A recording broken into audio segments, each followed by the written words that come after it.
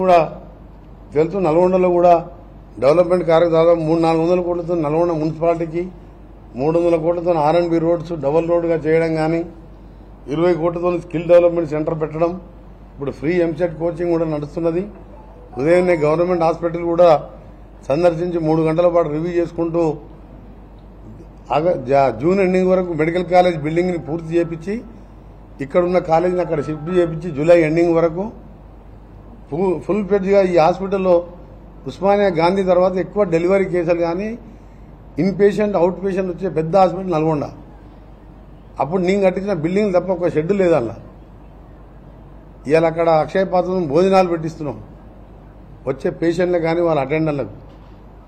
బయట వాళ్ళు ఎండలో కూర్చుంటున్న వాళ్ళు ఎవరైనా పేషెంట్ వాళ్ళు వస్తే తల్లిదండ్రులు దానికి కూడా ఒక షెడ్డు రేపటికెళ్ళి వర్క్ స్టార్ట్ చేయమని చెప్పిన పైన ఒకటి పర్మనెంట్ స్ట్రక్చర్ ఒకటి కడుతున్నాం వెయిటింగ్ హాల్ లాగా. దాంతోపాటు పేషెంట్లకు సంబంధించి కానీ ఒకటి క్యాన్సర్ రీసెర్చ్ కూడా ఇక్కడ క్యాన్సర్కి సంబంధించిన ట్రీట్మెంట్ లేవు కాబట్టి దాన్ని ప్రభుత్వ పరంగా క్యాన్సర్ ట్రీట్మెంట్ కోసం ఒక హాస్పిటల్ కట్టాలని ఆ ల్యాండ్ గవర్నమెంట్ ద్వారా కేటాయించుకొని ప్రతీక్ ఫౌండేషన్ ద్వారా దాన్ని ఏర్పాటు చేసే ఆలోచనలో భాగంగా ల్యాండ్ కోసం చూస్తున్నాం. సిటీ దగ్గర ఉండాలని, ఎందుకంటే 2 ఎకరాల ల్యాండ్ కావాలి దానికి. ఇలాంటి కార్యక్రమాలు చేసుకుంటూ నల్గొండ కాన్స్టిట్యూన్సీతో పాటు తెలంగాణ అభివృద్ధిలో కీలక పాత్ర పోషిస్తూ ముందుకు పోతాం.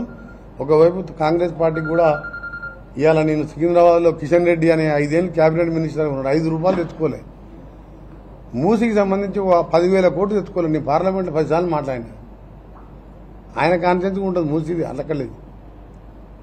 అక్కడ సికింద్రాబాద్ బాధ్యత చూసుకుంటూ స్టేట్ మొత్తం స్టార్ క్యాంపెయినర్గా అన్ని పార్లమెంట్ తిరుగుతూ 13-14 సీట్లతోని గెలవబోతున్నాం. గెలిచిన తర్వాత పరిపాలన మీద దృష్టి పెడతాం. స్థానిక సంస్థల ఎన్నికలు ఉంటాయి, అవన్నీ ఒకే ఎత్తు. జూన్ 5వ తారీఖుకి వెళ్ళి మా పరిపాలన స్పీడప్ అవుతుంది. ఎప్పుడు వీలున్నప్పుడు అలా అప్పుడు రైతులందరూ కూడా రుణమాఫీ చేయడం, రైతు బంధు మేము చెప్పిన విధంగా పెంచిన విధంగా చేయడం, అన్ని కార్యక్రమాలు పూర్తి చేస్తాం. దానిలో పనిలో పనిగా బీఆర్ఎస్ పార్టీని కూడా బంద్ పెడతాం.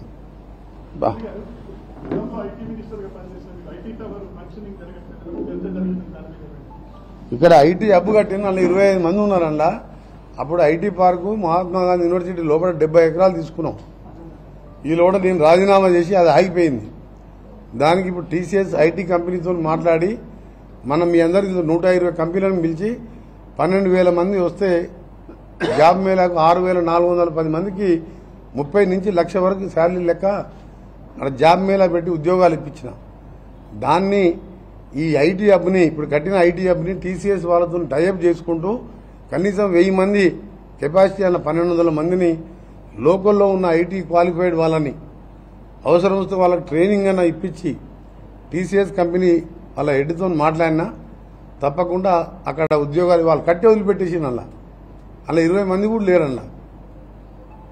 సరిగా పోయిన 5 ఏళ్ల గురించి మాట్లాడితే శ్రీరామనవమి రోజు నా నోరు ఖరాబ్ అవుతుంది. దేవుని దగ్గరికి పోతున్నాం, మొత్తం కూడా అన్ని కబ్జాలే, అన్ని చెప్పరాదు నల్గొండ గురించి మాట్లాడితే.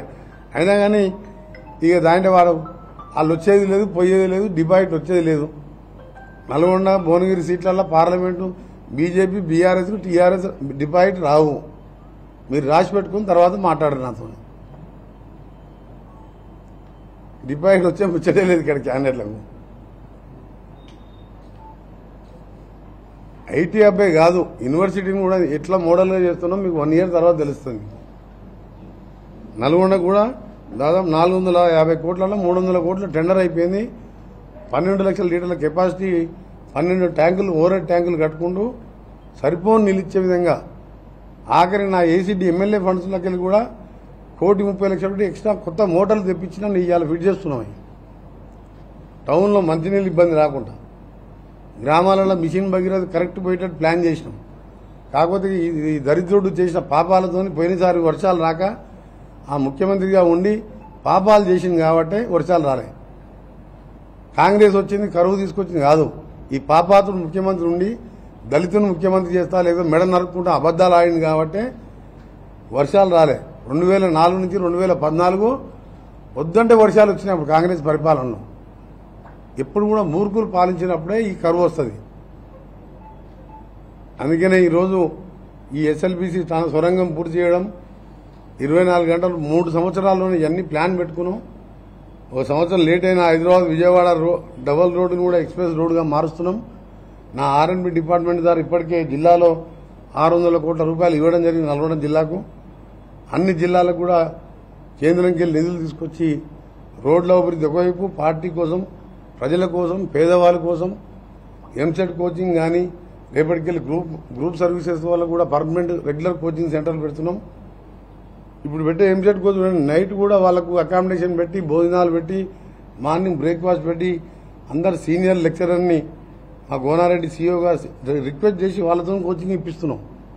ఎందుకంటే గవర్నమెంట్ కాలేజీలో పిల్లలు ఎంసెట్ కోచింగ్ తీసుకుంటే 1,00,000-2 లక్షలు ఫీజు కట్టాలి. అందుకని ఈ కార్యక్రమాలకు తోడు నల్గొండ టౌన్ కూడా 700 కోట్లు మీరు తెలుసు. ఒక మణిహారం లాగా ఏ విధంగా హైదరాబాద్ చుట్టూ RRR రీజనల్ రింగ్ రోడ్డు 30,000 కోట్లతో నా డిపార్ట్మెంట్తో జూన్లో టెండర్ పిలుస్తున్నామో, జూన్ మాసంలోనే నల్గొండ ఔటర్ రింగ్ రోడ్డు 700 కోట్లతో శాంక్షన్ అయ్యి డిపిఆర్ అయిపోయింది, అలైన్మెంట్ ఫిక్స్ అయింది.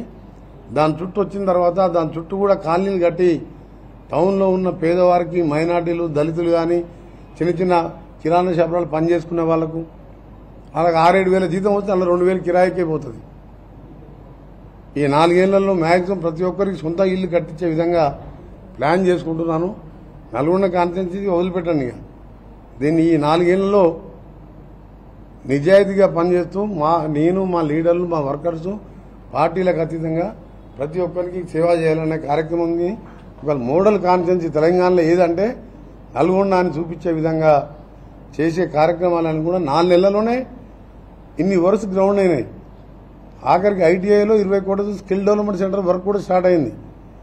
నీలగిరి నిలయం అని చెప్పి క్లాక్ టవర్ సెంటర్లో దాదాపు 90 కోట్లతోని హైదరాబాద్లో కూడా అలాంటి ఫంక్షన్ హాల్స్ లేవు. అలా మ్యారేజ్ చేసుకున్న, కాన్ఫరెన్స్లు పెట్టుకున్న 2,000 పైన కెపాసిటీతో central air condition hall, dining hall, parking area, దాన్ని మీరు ఎలివేషన్ ఇవన్నీ చూస్తే మీరు శాఖ ఎక్కడ ఏ జిల్లా హైదరాబాద్లో కూడా లేదు. ఈవెన్ ప్రైవేట్ ఫంక్షన్ హాల్ కట్టినా 50 కోట్లలో అయిపోతుంది. దీని అన్ని వసతులతోనూ ఇక్కడక్కడ ఏ కల్చరల్ ప్రోగ్రామ్ చేసుకున్నా, మ్యారేజ్ చేసుకున్నా ఆ విధమైన మోడల్తో డిజైన్ అంతా కూడా మార్చిన నేనే. గతంలో కళాభారతి అది అని చూస్తే ఆడికి పోయి చూస్తే శాంక్షన్ లేదు, ఏం లేదు.